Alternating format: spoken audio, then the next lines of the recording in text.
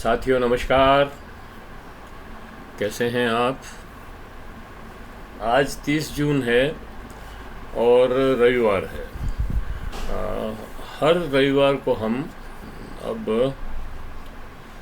एक पुस्तक के बारे में चर्चा करेंगे और पुस्तक के अंदर क्या लिखा हुआ है समीक्षा भी कर सकते हैं और पुस्तक क्यों छपी, किससे छपी, कैसे क्या हुआ, उसके ऊपर भी चर्चा कर सकते हैं।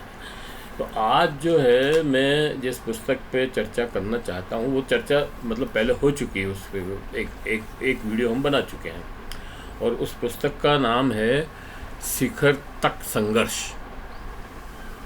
किताब दरअसल ये अंग्रेजी में है और इसका हिंदी रूपांतरण किया है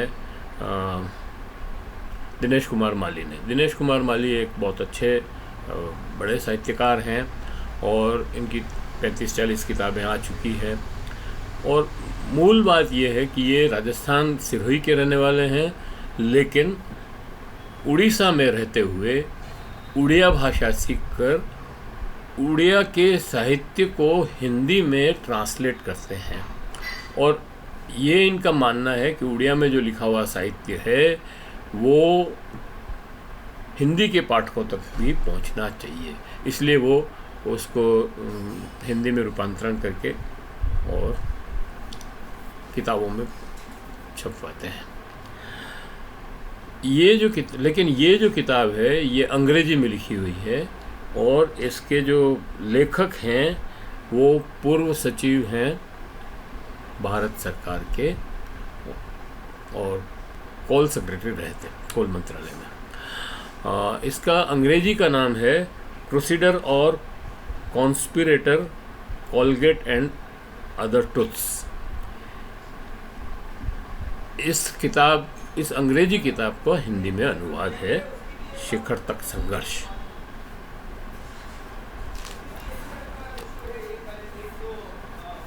तो मैं मतलब इस पुस्तक को पहले मैं चर्चा कर चुका हूँ, लेकिन आज मैं इसका आमुख पढ़ रहा हूँ। ये आमुख आप सुनेंगे तो आपको लगेगा कि इस सिस्टम में कितनी पोल पट्टी है और इस व्यवस्था में जो जिस तरह से होनी चाहिए उसका क्या हश्र हो रहा है। और ये आमुख लिखा है TSR सुब्रमण्यम ने। TSR सुब्रमण्यम सेवानिवृत्त IAS हैं और कैबिनेट सचिव रहे हुए हैं भारत सरकार में। तो ये कितना महत्वपूर्ण आलेख होगा आप समझ सकते हैं। तो हालांकि इसमें मुझे लगता है कि प्रशासनिक सेवाओं का ही पक्ष आया है, लेकिन फिर भी इस पर चिंतन जरूरी है। संसदीय प्रणाली में देश का शासन चलाने के लिए एग्जीक्यूटिव मुख्यतः उत्तरदायी होते हैं। इस प्रणाली में दो भाग होते हैं, पहला पॉलिटिकल एग्जीक्यूटिव, दूसरा परमानेंट एग्जीक्यूटिव। केंद्र और राज्य स्तर पर पॉलिटिकल एग्जीक्यूटिव नीति निर्माण, गवर्नेंस, विकास के मुख्य मुद्दों पर निर्णय लेने तथा नीतियों के क्रियान्वयन की मॉनिटरिंग व सुपरविजन के प्रति जवाबदेह होते हैं। केंद्र व राज्य के सचिव तथा वरिष्ठ नौकरशाह पॉलिटिकल एग्जीक्यूटिव द्वारा सौंपे गए कार्यों के क्रियान्वयन के लिए मुख्य रूप से जिम्मेदार होते हैं। मतलब अगर कोई नीति लागू नहीं हो रही है या कोई काम जो नेताओं ने या कैबिनेट ने, मंत्रिमंडल ने तय कर दिया और लागू करने के लिए कहा और वो लागू नहीं हो रहा है, तो सचिवों की जिम्मेदारी होती है। उच्च स्तर पर सिविल सर्विस पॉलिटिकल एग्जीक्यूटिव के सलाहकार का काम करती है तथा नीति निर्धारण में सहयोग करती है। स्वभावतः पॉलिटिकल एग्जीक्यूटिव तथा परमानेंट एग्जीक्यूटिव के बहुत सारे काम एक दूसरे पर अध्यारोपित होते हैं, इसलिए उनके बीच मधुर संबंध अच्छे शासन के लिए एक आवश्यक शर्त होती है। मतलब राजनीतिज्ञों में और नौकरशाहों में एक अच्छा समन्वय, एक अच्छी अंडरस्टैंडिंग होनी चाहिए। संक्षेप में, आज के ज़माने में राजनीति एक व्यवसाय बन गया है। जैसे कोई युवा उद्योगपति व्यवसाय में अपनी पूंजी लगाकर अपना भविष्य संवारना चाह रहा है हो। दुर्भाग्य से कुछ सम्मानजनक अपवादों के अतिरिक्त यह आजकल नियम सा बन गया है। यह तो राजनेताओं का सौभाग्य है कि कोर्ट सामान्यतया इस तरह की हरकतों को लेजिस्लेटर प्रिविलेज मानकर इसमें हस्तक्षेप नहीं करते हैं। सेवी जैसी कोई नई स्वतंत्र संस्था भी नहीं है जो राजनेताओं के अनाचारों को नियंत्रण में रख सके। कई दशक हो गए, देश अभी भी लोकपाल का इंतजार कर रहा है। स्वतंत्रता के बाद पहले दशकों में अधिकतर नीतियां उच्च सिविल सर्विस के अधिकारियों द्वारा प्रस्तावित, प्रायोजित तथा विकसित की गई है और साधारणतया पॉलिटिकल एग्जीक्यूटिव ने इन नीतियों पर अपनी सहमति जताई है। 1970 तक मंत्रियों ने नीति निर्माण और साधारणतया व्यक्तिगत केसों में भी उच्च अधिकारियों की सलाह का सम्मान किया, मगर उसके बाद मंत्रियों के व्यक्तिगत मामलों में हस्तक्षेप करना शुरू कर दिया। इसलिए 1970 और 1980 के दौरान मंत्रियों द्वारा अपने अधीनस्थों को प्रत्यादिष्ट ओवर रूल किया जाना आम बात हो गई और वे अपने हुक्म रिट चलाने लगे। सन 1990 के बाद में न्यायपालिका के विपरीत ध्यानाकर्षण के कारण उच्च अधिकारियों की तर्कसंगत, सही और उचित टिप्पणी को मनमाने तरीके से ओवर रूल करना कठिन हो गया। विशेषकर कोर्ट द्वारा विपरीत ध्यानाकर्षण करने के कारण और अच्छी तरह बनाए हुए तर्कसंगत केस को खारिज करने में भी अंतर्भूत समस्याएं आने लगी। इसके बाद असुविधाकारी सचिवों व संयुक्त सचिवों के स्थानांतरण का सिलसिला शुरू हो गया और स्वतंत्र और सही सलाह देने वाले अधिकारियों को हटाकर आज्ञाकारी अधिकारी लाए जाने लगे। इस तरह के अधिकारी ऐसी नोटिंग लिखते थे जिसमें मंत्री की पसंद का विकल्प मौजूद रहे। इसके लिए ऐसे सचिव की आवश्यकता पड़ती है जो मंत्री की गलत निर्णय लेने में मदद कर सके तथा उसमें सहयोग करने की इच्छा हो। उन अधिकारियों की षड्यंत्रकारी होने की जरूरत नहीं होती है। ये पर्याप्त है कि वे बौद्धिक तौर पर बेईमान हो और सही नोट लिखने के बजाय मंत्री की इच्छा के अनुसार नोट्स लिखे। सिविल सर्विसेज में इस तरह का नैतिक पतन होने के बावजूद भी कई ऐसे निर्भीक अधिकारी हर स्तर पर मौजूद थे जो सही और जिम्मेदार नोट लिखते थे, भले ही उनके सीनियर या मंत्री इसे पसंद करें या न करें। सौभाग्यवश आज भी कुछ स्वतंत्र व दमदार अधिकारी हैं जिनमें कागज पर अपनी धारणा को दृढ़तापूर्वक कहने का साहस है, मगर दुख के साथ कहना पड़ता है कि उन्हें दरकिनार किया जाता है ताकि मंत्रियों के रास्ते में रुकावट पैदा न हो। पारख की पुस्तक केंद्रीय सरकार के मानकों में हुई तेज गिरावट को दर्शाती है। जिलों में व्याप्त भ्रष्टाचार और नग्न स्वार्थ आज सचिवालयों तथा केंद्र तक पहुंच गया है। सड़ान तो पूरी तरह से शुरू हो गई है जो प्रशासनिक प्रक्रिया को खोखली करती जा रही है। पारख ने बहुत सही बात लिखी है। भ्रष्टाचार के कारण शासन में बहुत सारी कुरीतियाँ पैदा हुई है। यही मुख्य कारण है कि आज़ादी के 7 दशकों के बाद भी जनसंख्या का 70% भाग गरीबी, अशिक्षा तथा स्वास्थ्य संबंधित समस्याओं से जूझ रहा है और भारत शिष्ट राष्ट्रों के मंडल में निम्न श्रेणी में आता है। विश्व के नेतृत्व के परिप्रेक्ष्य में चीन और यूएसए भले ही वह आगे न आ सके, मगर कम से कम प्रतिस्पर्धा करता हुआ तो नज़र आना चाहिए।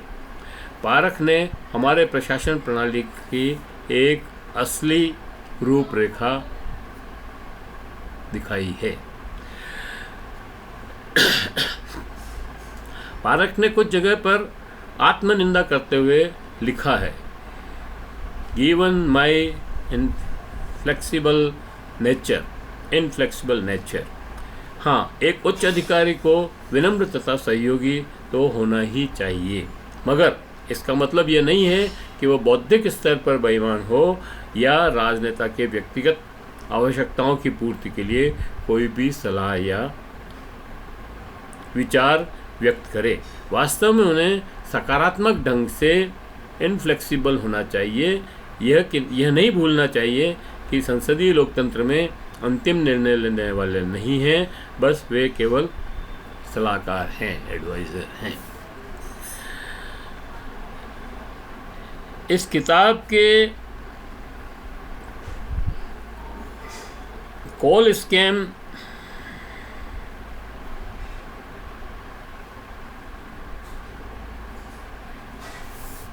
के कई रूपों पर प्रकाश डाला गया है, जिसका सीधे आम जनता के हितों से ताल्लुक था। अंत में कोयला एक मिनरल है जो भारत की जनता का है, इसलिए जनता के हितों का ध्यान रखते हुए उसका उत्खनन और आवंटन उचित तथा पारदर्शी तरीके से किया जाना चाहिए, न कि क्रॉनिक कैपिटलिज्म तरीके से, जैसा कि तत्कालीन गवर्नमेंट ने किया। पारक को धन्यवाद देना चाहिए, उन्होंने ऑक्शन के तरीके का साफ सुथरा प्रस्ताव रखा, जो तत्कालीन प्रधानमंत्री द्वारा अनुमोदित भी था, मगर राजनेताओं ने अपने स्वार्थ पूर्ति के खातिर उस ठोस निर्णय को उलट दिया और एक दशक तक उसके क्रियान्वयन में अड़ंगा लगाते रहे। इसी कारण सीएजी ने अपनी रिपोर्ट में लिखा कि कोल स्कैम द्वारा राजकोष लूट लिया गया है। अंततः उच्चतम न्यायालय ने सभी आवंटित खारिज कर दिए, लेकिन इसके परिणाम बिल्कुल अलग निकले हैं। ये मतलब किताब 2005 के बाद 8 में या लिखी हुई है, 12 में शायद, और इसका जो ट्रांसलेशन हुआ है वो 2018 में हुआ है। 18 में ये किताब छपी हुई है, हिंदी वाली। लेकिन आज जो सरकार है वो फिर से पुरानी आवंटन व्यवस्था पर लाना चाहती है और ऐसा नोट बना करके भेजा भी है। इतना कहना पर्याप्त होगा कि प्रधानमंत्री एक अप्रभावी मुख दर्शक बने रहे। ये बात भी सोचने लायक है कि उसी प्रधानमंत्री ने न्यूक्लियर डील तथा एफडीआई में रिटेल जैसे विषयों पर ठोस निर्णय लिए, मगर वह अपने द्वारा किए गए कोल ब्लॉक आवंटन निर्णय को क्रियान्वित करने में अक्षम रहे। अपने चहुं और भ्रष्ट ताकतों से घिरे रहने के कारण साफ लगता है कि प्रधानमंत्री परिस्थितियों के गुलाम थे, जो अधिकतर उन्होंने स्वयं पैदा की थी। ये किताब इस थ्योरी का भी असली रूप दिखाती है, जो सीएजी के क्षति आंकलन को दिखावटी ओवर असेसमेंट मानते हैं, जबकि आंकलन बहुत ही कंजर्वेटिव लगता है। बहुत सारे भीतरी लोग जो भारत सरकार और राज्य सरकारों के कामों से परिचित हैं, जानते हैं कि सरकारी उपक्रमों के डायरेक्टरों तथा सीएमडी की नियुक्ति कैसे होती है और उनमें से कितने केसों में संबंधित मंत्री और अन्य राजनेताओं के सीधे व्यक्तिगत वित्तीय हित छुपे होते हैं। इस किताब ने तो केवल आइसबर्ग के टिप को स्पर्श किया है, मगर यथार्थ तो और ज़्यादा भयंकर है। उसी तरह सांसद जिन्हें पॉलिसी मेकर कहा जाता है, हकीकत की ज़िंदगी में किस तरह अधिकारियों के क्रियान्वयन के हर क्षेत्र में हस्तक्षेप करते हैं, केवल अपने व्यक्तिगत लाभों की पूर्ति के लिए, जबकि जनता की भलाई कहीं भी दूर दूर तक नज़र नहीं आती है। यथार्थ में प्रशासनिक मानदंडों में हुई गिरावट इस पुस्तक में जितनी दिखाई दी, इससे कई गुना अधिक है। एक मंत्री का यह कहना कि सारे निर्देश हम लिखित में नहीं दे सकते, हमारे सिस्टम में बहुत बड़ा रोग का प्रदर्शन करती है। बहुत ही महत्वपूर्ण बात लिखी है साथियों ये TSR सुब्रमण्यम ने। मैं इसको फिर से पढ़ता हूँ। एक मंत्री का यह कहना कि सारे निर्देश हम लिखित में नहीं दे सकते हमारी सिस्टम के बहुत बड़े रोग का प्रदर्शन करती है। ये पारदर्शिता को छुपाने का प्रयत्न है। मंत्री लोग चाहते हैं कि उनके अधिकारी मौखिक आदेशों का पालन करें बिना उन्हें रिकॉर्ड किए। दूसरे शब्दों में अधिकारी जिम्मेदारी उठाए और लाभ मंत्री पाए। इस संदर्भ में ये बहुत अच्छी बात है कि सुप्रीम कोर्ट ने अभी सड़ांध को रोकने का आवश्यक कदम उठाया है। उच्चतम न्यायालय ने आदेश दिया है कि सारे कार्यालयीन आदेश लिखित में दिए जाएं। पारख खेमका और दुर्गा नागपाल जैसे अधिकारियों को अपने सिद्धांतों पर अडिग रहने के कारण जनता ने सर आंखों पर बिठाया है। वास्तविकता यह है कि सिस्टम का तेज़ी से पतन हो गया है।